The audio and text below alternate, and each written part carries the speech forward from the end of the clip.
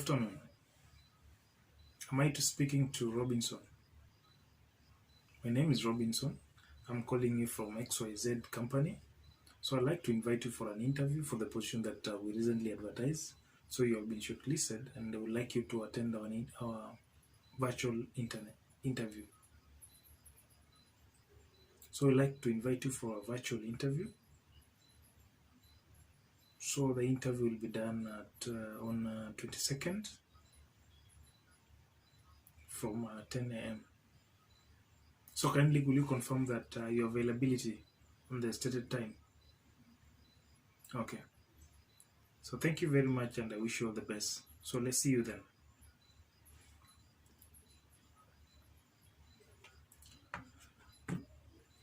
My name is Robinson. Kindly subscribe to this channel.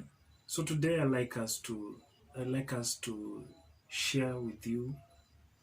So today I'd like to share with you some of the tips that you need to know, especially when you receive such a call, being invited for an interview. It's always a bit stressing. The anxiety is always there, especially when you don't know the question that probably you'll be asked on those interview discussion. So it's always very important that you have some tips on how well you need to prepare yourself, so that as soon as you receive that call, the next step is you're given the offer. So I'd like to share a bit about 8 steps or tips that you need to note, so that in case you receive a call for an invitation, either for a virtual interview or a physical interview. So these are some of the tips that I'd like to share with you. So the first thing that you need to do, number one, you have to do an extensive research of the organization. So it's your responsibility to read. You have to Google and go to the website, find out exactly what this organization is doing. So that is the point you can be able to answer some of the questions. In fact, in most interviews, the first question will always be asked in relation to the organization, especially what they do, what is their mission, vision, and also maybe the future plan they have. In case they have the strategic plan, it's also very important that you keep yourself with that in knowledge, so that in case you ask a question that in relation to the organization, I know you'll not be certain exactly what they do, but it's always very important that you have to get some information, at least some insight exactly what they do. Then the next thing that you need to do as number 2, you have to reread the job description. Remember, in the job description, the place that you can get is in the advertisement. So that's where you'll get the job description. So you have to make sure that you read the job description, then you align that with your CV or your resume. So that's the point you can be able to prepare well. So you have to know exactly what the person that they want will be doing on a day-to-day basis. So that's the point you can be able to convince the team during the interview that actually you are capable. So you have to first of all look at your CV and how your CV is related to that job description, and that's the point you can be able to get that job.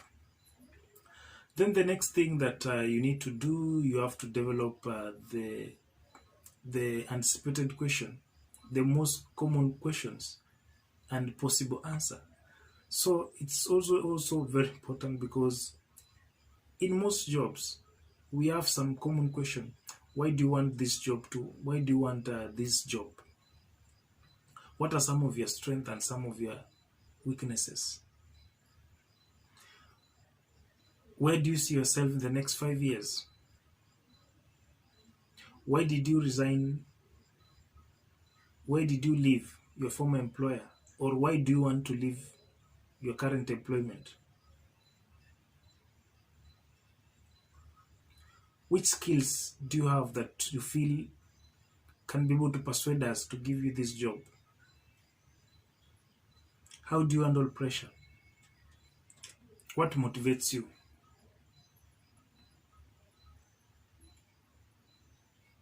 Why should we hire you?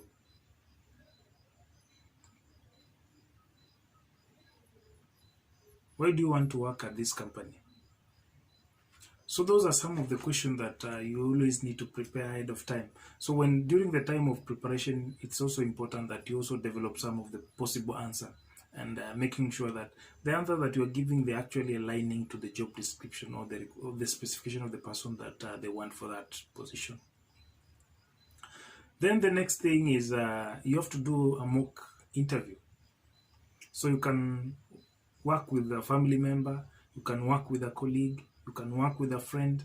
So you use the possible or the anticipated question so that you give the response. So the person that will be helping you to do the mock interview will be able to assess the way you respond to the question, so that at the end of the day, exactly what you'll present the following day or the coming day in that interview is exactly what you'll be practicing. So it's always very important that you practice so that you also build your confidence, and also you exactly know that you're well equipped with what you need to do. Then the next thing that you have to do is make sure that you dress appropriately. So remember, dressing is paramount. It depends with the profession. Different profession prefer you dressing differently. So it's important, that's why I'm saying it's always important that you dress appropriately, to making sure that you suit the profession that you want to work with. For instance, when you are looking for an employment in maybe the banking industry, it's always important that you have to wear a suit. That one is quite obvious. Then most obvious, always arrive early and also prepare. So for you to arrive early, it means that before, if it's you have to attend the interview, maybe physically, you have to know the exact route. You have to know the exact location of the office, so that during the day, the D-Day for the interview, you can be able to exactly locate the route that you have to use to arrive at the office. So it's always important that you arrive early. When you arrive early, it's also give you time to relax and also prepare for the interview. Then also very important thing that you also need to do is make sure that you carry the relevant documents.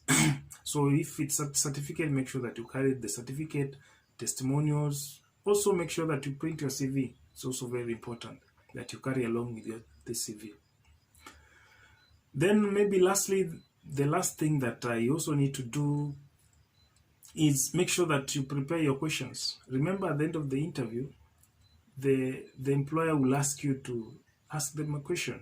So it's always very good and ethical and professional that you have to have a question. Remember, an interview is just an interaction. It's their time to ask the question, but at the end of the interview, they'll also give you an opportunity also to ask question. So make sure that you ask good questions. Bad question like, what is the salary for this position? It's not a good choice for the question. So the best question that you can give, maybe for example, you can ask like, how well do I need to prepare for this position? Suppose I'm successful in this interview. Also, another question that you can also ask, how will my performance be assessed as soon as I start working with you? So when you're asking those two questions, the employer will always know that you're actually interested in working with them. And that's the point you can be able to be given the opportunity. And lastly, the most obvious, at the end of the interview, it's always very important that you appreciate the opportunity that you've been given by sending a thank you note, or you can decide to write an email, or even at the end of the interview. It's very important that you always appreciate the opportunity that you've been given. So thank you very much for watching my channel, and I'll request that you subscribe if you have not subscribed. Hit the bell notification so that any future posting you can be notified of the same. So thank you very much. Wish you well in your job search.